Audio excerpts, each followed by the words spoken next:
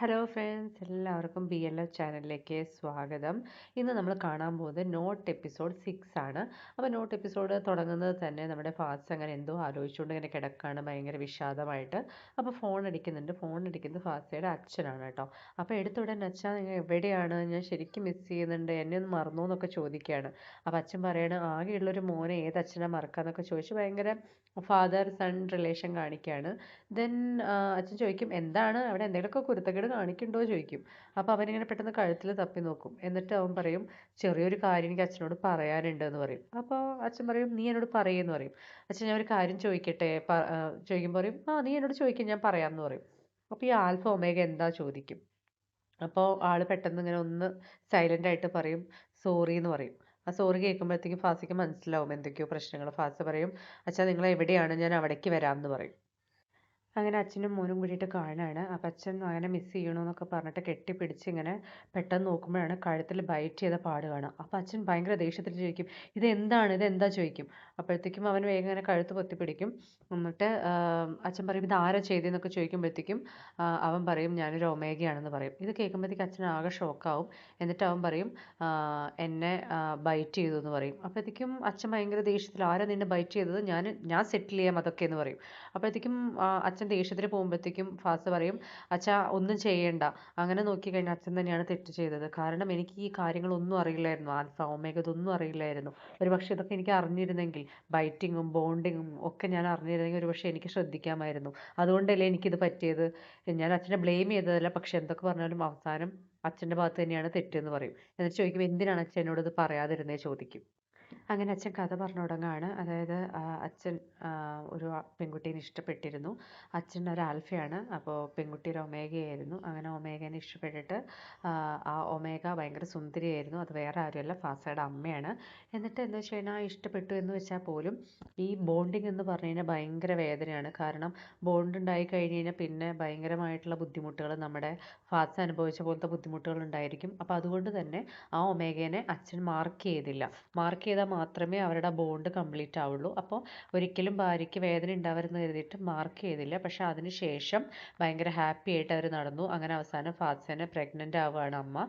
അങ്ങനെ ഭയങ്കര സന്തോഷത്തിൽ അച്ഛൻ ഇരിക്കുമ്പോഴാണ് നമ്മുടെ ഫാസ ജനിക്കുന്നതിന് മുമ്പ് തന്നെ ഏതോ ഒരു ആള്, ഒരു ആൽഫ അമ്മേനെ മാർക്ക് ചെയ്യാണ് ബൈറ്റ് ചെയ്തിട്ട്. അതോടുകൂടി ആ ബോണ്ട് അവിടെ ക്രിയേറ്റ് ചെയ്യാണ്. അങ്ങനെ ബോണ്ട് ക്രിയേറ്റ് ചെയ്ത് കഴിഞ്ഞാൽ പിന്നെ അവർ അകന്ന് നിന്ന് കഴിഞ്ഞാലും ഒരുമിച്ചല്ലാതെ വന്നാലും ഭയങ്കര ബുദ്ധിമുട്ടുകൾ വരും. നമ്മൾ ഓൾറെഡി കണ്ടല്ലോ നഗുണ്ടി ഫാസ്റ്റയുടെയും കാര്യത്തിൽ.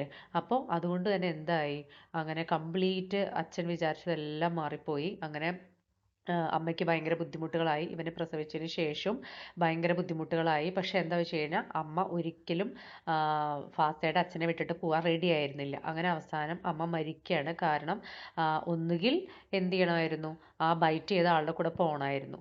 അല്ല എന്നുണ്ടെങ്കിൽ അതിനു മുമ്പേ ഫാസ്റ്റയുടെ അച്ഛൻ മാർക്ക് ചെയ്യണമായിരുന്നു. പക്ഷെ ഇത് രണ്ടും ചെയ്തില്ല. അതുകൊണ്ട് തന്നെ അച്ഛൻ എപ്പോഴും വിചാരിക്കുന്നത് അച്ഛൻ്റെ ഒരൊറ്റ തെറ്റുകൊണ്ടാണ് അമ്മ മരിച്ചത് എന്നുള്ളതാണ്. അതിനുശേഷം ആ ബൈറ്റ് ചെയ്തിട്ടുള്ള ആൽഫേനെ അച്ഛൻ എന്തോ ചെയ്തിട്ടുണ്ടെന്ന് നമുക്ക് മനസ്സിലാവുന്നുണ്ട്. അതും അവൻ്റെ അച്ഛൻ പറയുന്നുണ്ട്. അപ്പോൾ അവൻ്റെ അച്ഛൻ പറയുന്നത് വെച്ച് കഴിഞ്ഞാൽ, അത്രയും ഇഷ്ടമായിരുന്നു എനിക്ക് നിൻ്റെ അമ്മേനെ. അതുകൊണ്ട് തന്നെ നിന്നെ എനിക്ക് ഭയങ്കര ഇഷ്ടമാണ്. നീ ശരിക്കും അമ്മയെപ്പോലെ തന്നെയാണ്. അതുകൊണ്ടാണ് ഞാൻ നിന്നെ വിട്ടിട്ട് ദൂരേക്ക് പോയി നിൽക്കുന്നത്. കാരണം എപ്പോഴും എനിക്ക് അവളെ ഓർമ്മ വരും നിന്നെ കാണുമ്പോഴത്തേക്കും. എന്ന് മാത്രമല്ല, നീ ഈ ആൽഫ ഒമേഗ അങ്ങനെയുള്ള യാതൊരു കാര്യത്തിലും ഇടപെടരുത്, അല്ലെങ്കിൽ അതിലേക്ക് പോവരുതെന്ന് വിചാരിച്ചിട്ട് മാത്രമാണ് ഞാൻ നിന്നോട് പറയാതിരുന്നത്. മാത്രമല്ല, നീ ഒരു ആൽഫ ആയിരിക്കുമെന്ന് ഞാൻ ധരിച്ചു. അതുകൊണ്ട് തന്നെ നിനക്ക് യാതൊരു പ്രശ്നവും വരില്ലല്ലോ എന്ന് കൂടി ഞാൻ വിചാരിച്ചു. അതാണ് സംഭവിച്ചതെന്ന് പറയാണ്. അപ്പോൾ ഫാസ്റ്റ് ചോദിക്കുകയാണ്, അത് എന്തുകൊണ്ടാണ്, ഞാൻ ഭയങ്കര സ്ട്രോങ് ആയതുകൊണ്ടാണോ എന്ന് ചോദിക്കുന്നുണ്ട്. അച്ഛൻ പറയും, അതെ, കാരണം നീ ഭയങ്കര സ്ട്രോങ് ആയിരുന്നു. ബുദ്ധിയുടെ കാര്യത്തിലാണെങ്കിലും ബാക്കി എന്ത് കാര്യത്തിലാണെങ്കിലും നീ ഭയങ്കര സാമർത്ഥ്യമായിരുന്നു എന്നൊക്കെ പറയുമ്പോൾ ഇവൻ പറയാണ്, ഞാനും വിചാരിച്ചത് ഞാനൊരു ആൽഫയാന്ന് അച്ഛാ, പക്ഷെ അല്ല, ഞാനൊരു പ്യുവർ ഒമേഗയാന്ന് പറയും. അപ്പോഴത്തേക്ക് അച്ഛൻ്റെ മുഖത്ത് ആ ഷോക്ക് ശരിക്കും അറിയാനുണ്ട്. അപ്പോൾ അച്ഛൻ പറയും, ഓ, നീ പ്യുവർ ഒമേഗയാണ്, അതുകൊണ്ടാണ് നീ ആൽഫയെ പോലെ തന്നെ ആം, ആം, പെരുമാറുന്നതെന്ന് പറയും. അപ്പോൾ അതിൻ്റെ അർത്ഥം പ്യുവർ ഒമേഗ എന്ന് പറഞ്ഞാൽ ആൽഫയെ പോലെ സ്ട്രോങ് ആണെന്നുള്ളത് നമുക്ക് മനസ്സിലായല്ലോ. അങ്ങനെ അച്ഛൻ പറയാണ്, സോറി, ഞാൻ നിന്നെ ഈ കാര്യങ്ങളൊന്നും അറിയിക്കാതിരുന്നത്, അതുകൊണ്ടല്ലേ നിനക്ക് ഇങ്ങനെയൊക്കെ സംഭവിച്ചതെന്നൊക്കെ പറയും. പക്ഷേ ഫാസിയാണെങ്കിലും കംപ്ലീറ്റ്ലി എന്താ പറയുക, അച്ഛനോട് ഭയങ്കര സ്നേഹത്തിൽ തന്നെ നിൽക്കും. അങ്ങനെ അവർ ഭയങ്കര സംസാരിച്ച് എല്ലാ കാര്യങ്ങളും സോൾവ് ചെയ്യാണ്. പക്ഷെ എന്നിരുന്നാൽ പോലും ഫാത്തിസ രാത്രി ഇങ്ങനെ ദൂരേക്ക് നോക്കി ഓരോന്ന് ആലോചിച്ചുകൊണ്ടിരിക്കുകയാണ്. അപ്പം നമ്മുടെ രാത്രി നല്ല തണുപ്പുള്ള കാരണം തന്നെ നഗുൺ വേഗം ഒരു പുതപ്പൊക്കെ കൊണ്ടുവന്നിട്ട് ഫാത്തിസേനെ പുതപ്പിക്കുന്നുണ്ട്. അപ്പോഴത്തേക്കും ഫാത്തിസയ്ക്ക് ഭയങ്കര വിഷമമായിട്ടിരിക്കുകയാണ്. പക്ഷെ വീണ്ടും നമ്മുടെ ഫാത്തിസ പഴയ ആ പല്ലവി തുടങ്ങുവാണ്.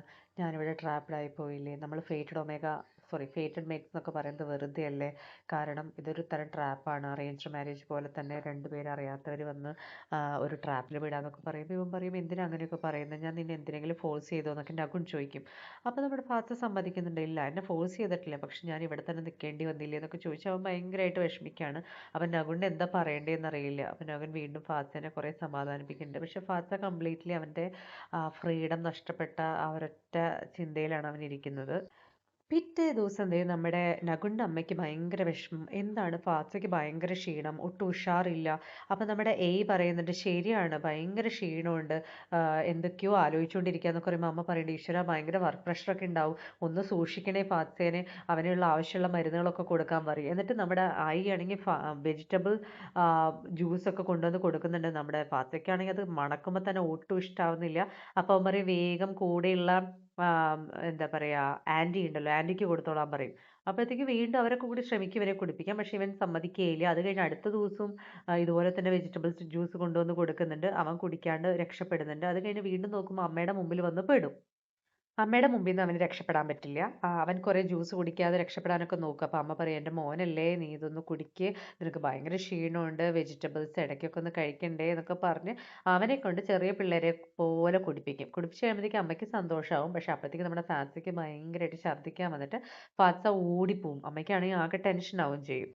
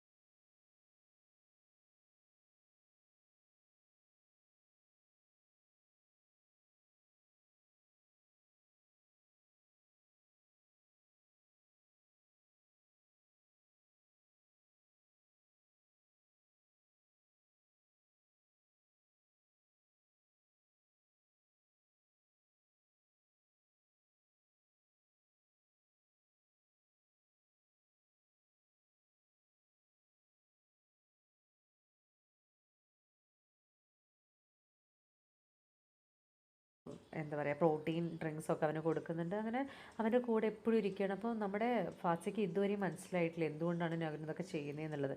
നഗൻ already jumped into conclusion ഫാത്തിസാസ് പ്രഗ്നൻറ്റ്. അപ്പോൾ ആ ഒരു ലെവലിലാണ് സീൻസ്. പക്ഷെ നല്ല രസമാണ് കേട്ടോ ഇതൊക്കെ കണ്ടുകൊണ്ടിരിക്കാൻ. പിറ്റേ ദിവസം രാവിലെ നമ്മുടെ ആയി സംസാരിച്ചുകൊണ്ടിരിക്കുകയാണ് ഫാസിയോട്. ഫാസി ചോദിക്കുകയാണെങ്കിൽ എന്ത് പറ്റി, ഭയങ്കര ക്ഷീണം തോന്നുന്നുണ്ടല്ലോ ചോദിക്കും. അപ്പോൾ ഫാസി പറയും അങ്ങനെയൊന്നുമില്ല, എന്തോ ഉറക്കക്കുറവുണ്ടെന്നൊക്കെ പറയും.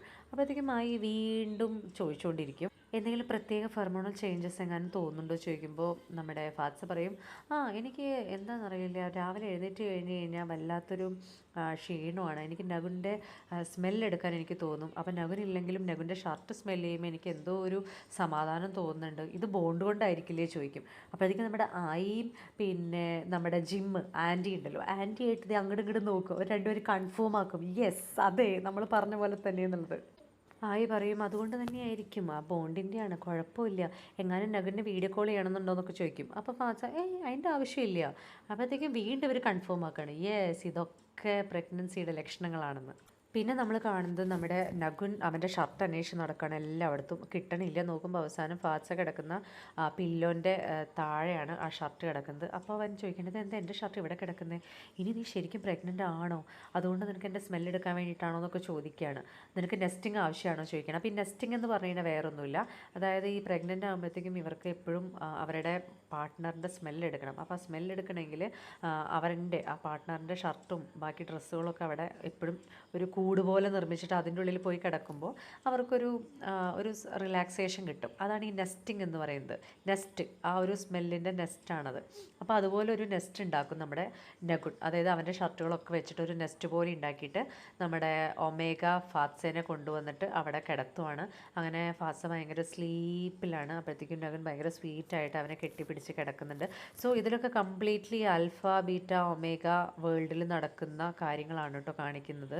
ഇതിൻ്റെ ഇടയിൽ കൂടെ നമ്മുടെ നഗിനും നമ്മുടെ ഓങ്സിയും തമ്മിലുള്ള റൊമാൻസ് അവിടെ നടക്കുന്നുണ്ട് കേട്ടോ. നഗിനാണെങ്കിലും എന്തൊക്കെയൊക്കെ ഫുഡൊക്കെ വെച്ച് കൊണ്ടുവന്ന് കൊടുത്തിട്ടുണ്ട്. എന്നിട്ട് ഓങ്സ വായിൽ വയ്ക്കുമ്പോഴത്തേക്കും അവന് തുപ്പണം എന്നാണ് ആഗ്രഹം, പക്ഷേ നഗിനോടുള്ള ഇഷ്ടം കൊണ്ട് അവൻ കഴിക്കും. വീണ്ടും വീണ്ടും നഗിൻ നിർബന്ധിക്കും കഴിക്കാൻ. അപ്പോൾ ഓങ്സ പറയും, ഓ വേണ്ട, ഞാൻ ലാസ്റ്റ് ഭക്ഷണം കഴിച്ചിട്ട് അധികം സമയമായിട്ടില്ല പറയും. അപ്പോൾ നഗിൻ പറയും, എങ്ങനെയുണ്ട്, നന്നായിട്ടില്ലേ, ഞാൻ നിനക്ക് വേണ്ടി എന്നും കുക്ക് ചെയ്യാന്ന് പറയും. അപ്പോൾ ഓങ്സയാണെങ്കിൽ ഈശ്വര ഞാൻ പെട്ടുവല്ലോ എന്നുള്ള മട്ടിലാണ് കേട്ടോ ഇരിക്കുന്നത്. ഇതോടൊപ്പം തന്നെ പാരലലി നമ്മുടെ ഡാഡി, ഇവരുടെയൊക്കെ ഡാഡി ഉണ്ടല്ലോ, ഡാഡി നമ്മുടെ പ്യുവർ ഒമേഗനെ അന്വേഷിച്ച് നടക്കുകയാണ്. അപ്പോൾ അസിസ്റ്റൻറ്റിനോട് പറയുന്നുണ്ട് എന്താണ് ഇതൊന്നും കിട്ടാത്ത ഡീറ്റെയിൽസ് എന്ന് പറയുമ്പോൾ അസിസ്റ്റൻറ്റ് പറയുന്നുണ്ട് എന്താ ചെയ്യുക, അവർ കംപ്ലീറ്റ്ലി അത് ഹൈഡ് ചെയ്ത് വെച്ചിരിക്കുകയാണ്, ഹോസ്പിറ്റലിലൊക്കെ ചെന്ന് അന്വേഷിച്ചു, എങ്ങനെയായാലും ഞാൻ ഇൻഫർമേഷൻ എടുക്കാം എന്ന് പറയാണ്. അപ്പോൾ ഡാഡി പറയാണ് എത്രയും പെട്ടെന്ന് തന്നെ എടുക്കണം, നഗിന് വേണ്ടിയിട്ടാണ് നമ്മൾ നോക്കുന്നത്. നഗുനോ എന്തായാലും പോയി, നഗിനെങ്കിലും ഒരു പ്യുവർ ഒമേഗനെ കൊടുത്തിട്ട് ഒരു എനിഗ്മയായിട്ടുള്ള ഗ്രാൻഡ് സണ്ണിനെ കിട്ടണം എന്ന് പറയും. അങ്ങനെയൊക്കെ പറഞ്ഞിട്ട് നോക്കുമ്പോഴത്തേക്കും ഇവരന്വേഷിക്കുന്ന ആൾ ഇവരുടെ വീട്ടിലുണ്ടെന്ന് അറിയുമ്പോഴത്തെ ഇവരുടെ ഒരു റിയാക്ഷനാണ് ഞാൻ വെയിറ്റിങ്.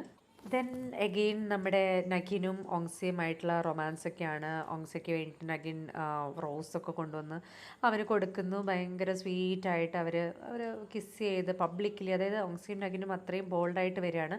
പക്ഷേ ഈ സമയത്തൊന്നും നഗിന് വേണ്ടിയിട്ടുള്ള ഒമേഗേനെ തപ്പാണ് അച്ഛൻ എന്നുള്ളത് ഇവർക്ക് അറിയില്ല കേട്ടോ. അങ്ങനെ ഓങ്സേനെയും കൊണ്ട് നഗിൻ വീട്ടിലേക്ക് വരികയാണ്, റൂമിലേക്ക്.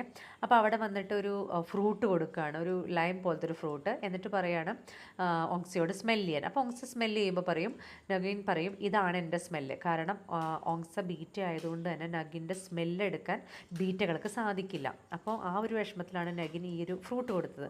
അപ്പോൾ ഓങ്സ പറയും നല്ല ഫ്രൂട്ട്, നല്ല സ്മെല്ലുണ്ട്, എന്തോ ശരിക്കും ഇതാണ് നിൻ്റെ സ്മെല്ലെന്ന് പറയുമ്പോൾ എത്ര നല്ല സ്മെല്ലാണ് നിൻ്റേതാണ് ഞാൻ ആലോചിക്കുന്നതെന്ന് പറയും. അവൻ നഗിന് ഭയങ്കര വിഷമമാവും, കാരണം ഓങ്സയ്ക്ക് നഗിനെ സ്മെല്ല് ചെയ്യാൻ പറ്റുന്നില്ലല്ലോ എന്ന് ആലോചിച്ചിട്ട്. അങ്ങനെ വീണ്ടും അവർ ഭയങ്കര ഒരു റൊമാൻറ്റിക് ആയിട്ട് പോവാണ്. സോ പിന്നെ എക്സ്പ്ലെയിൻ ചെയ്യാനായിട്ടൊന്നുമില്ല, ബിക്കോസ് ആസ് യൂഷ്വൽ നമ്മുടെ ആൽഫ ബീറ്റ രണ്ടുപേരും അവരുടെ ഒരു ഇൻറ്റിമസിയാണ് പിന്നെ കാണിക്കുന്നത്. സോ ആ ഒരു ഇൻറ്റിമസിയിൽ ഈ ഒരു എപ്പിസോഡ് അവസാനിക്കുകയാണ്. സോ കംപ്ലീറ്റ്ലി ഇത് റിവ്യൂ ചെയ്യുകയാണെങ്കിൽ ഈ ഒരു എപ്പിസോഡ് വളരെയധികം റൊമാൻറ്റിക് ആയിട്ടുള്ളൊരു എപ്പിസോഡാണെന്ന് പറയാം. And also with a complete twist. അപ്പോൾ ഇനി അടുത്ത എപ്പിസോഡിൽ ഈ ട്വിസ്റ്റിൻ്റെ ബാക്കി എന്താണെന്നുള്ളത് നമുക്ക് കാണാം. സോ ഇതോടുകൂടി ഈ ഒരു എപ്പിസോഡ് ഇവിടെ അവസാനിക്കുകയാണ്. ചെറിയ കോൾഡൊക്കെ ഉള്ളതുകൊണ്ട് എൻ്റെ സൗണ്ട് അത്ര ക്ലിയർ ആയിട്ടുണ്ടാവില്ല എന്ന് എനിക്കറിയാം. So please forgive me. അപ്പോൾ അടുത്ത എപ്പിസോഡുമായിട്ട് അടുത്ത ദിവസം കാണാം. താങ്ക്